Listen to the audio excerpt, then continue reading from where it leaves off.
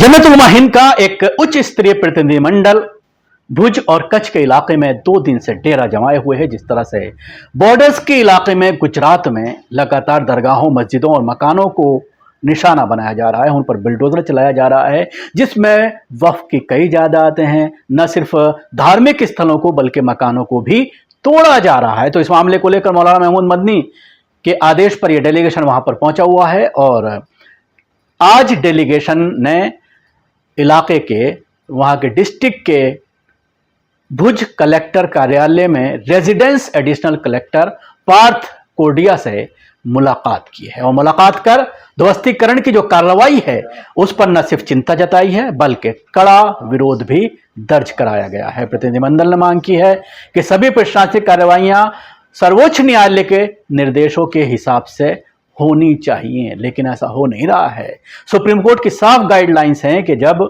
किसी धार्मिक स्थल को आप डेमोलिश करेंगे तो उसके लिए बाकायदा आपको नोटिस देना होगा, उनके पेपर्स पूछने होंगे और अगर वक्फ प्रॉपर्टी है तो वक्फ एक्ट के हिसाब से उस पर कार्रवाई होगी। ये तमाम चीज़ें हैं, लेकिन इन तमाम चीज़ों को धता बताते हुए अचानक बिल्डोजर लेकर के पहुंचते हैं और उसको गिरा दिया जाता है। इस पूरे प्रतिनिधिमंडल ने आला अधिकारियों से मुलाकात कर ये कहा है कि आपको सुप्रीम कोर्ट की गाइडलाइंस का पालन करना पड़ेगा, जिस पर रेजिडेंस एडिशनल कलेक्टर पार्थ कोटिया ने कहा है कि आपके जो तमाम सवालात हैं हमने गंभीरता को उसको सुना है और उसके साथ ही आश्वासन दिया है कि इन मामलों को संबंधित अधिकारियों के सामने रखा जाएगा तथा कानून के अनुसार उनका परीक्षण किया जाएगा।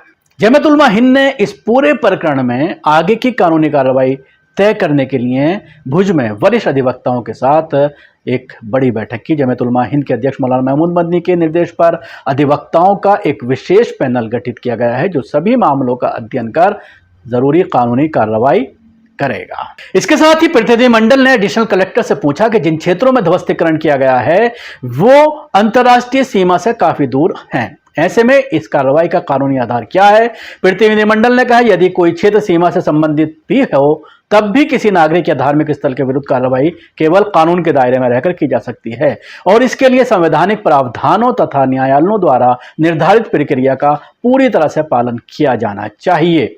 इसके साथ ही प्रशासन से मुलाकात से पहले प्रतिनिधिमंडल ने कच्छ जिले के प्रभावित क्षेत्र विशेष रूप से नाना, वरनौरा, धनारा, खावड़ा और तोंगा का दौरा किया और उसके साथ ही प्रभावित परिवारों, स्थानीय उलमा और सामाजिक प्रतिनिधिमंडल से मिलकर हालात का जायजा लिया। नाना बारनौला में प्रतिनिधिमंडल ने ध्वस्त मकानों और दुकानों का निरीक्षण किया। स्थानीय लोगों के अनुसार हालांकि कार्रवाई में 17 मकान और 21 दुकानें गिरा दी गई हैं, जबकि विरोध प्रदर्शन के बाद 25 लोगों को गिरफ्तार किया गया है, जिनमें 6 नाबालिग भी शामिल हैं। प्रतिनिधिमंडल ने उपलब्ध दस्तावेजों और अभिलेखों का भी अध्ययन किया। स्थानीय सरपंच अब्दुल लतीफ केवल ने आरोप लगाया है कि कुछ नोटिसों पर उनके फर्जी दस्तखत किए गए। प्रतिनिधिमंडल ने इन आरोपों को गंभीर बताते हुए निष्पक्ष और स्वतंत्र जांच की मांग की है। धनारा, खावड़ा और तोगा में स्थानीय प्रतिनिधिमंडल ने बताया है कि तोगा की मस्जिद को अत्यंत कम समय के नोटिस के बाद ध्वस्त कर दिया गया है, जबकि इससे पहले आदिपुर कांडला की एक मस्जिद भी ध्वस्तीकरण की कार्रवाई का शिकार हो चुकी है। प्रतिनिधिमंडल ने इन सभी मामलों के कानूनी पहलुओं का अध्ययन करते हुए प्रभावित लोगों को आश्वासन दिलाया है कि जमियत उलमा हिंद उन्हें अकेला नहीं छोड़ेगी और उनके संवैधानिक एवं कानूनी अधिकारों की रक्षा के लिए हर संभव कानूनी संघर्ष जारी रखेगी। इस मौके पर मौलाना हकीमुद्दीन कासमी ने कहा है कि कच्छ में जमियत उलमा हिंद का संबंध कई दशकों पुराना है।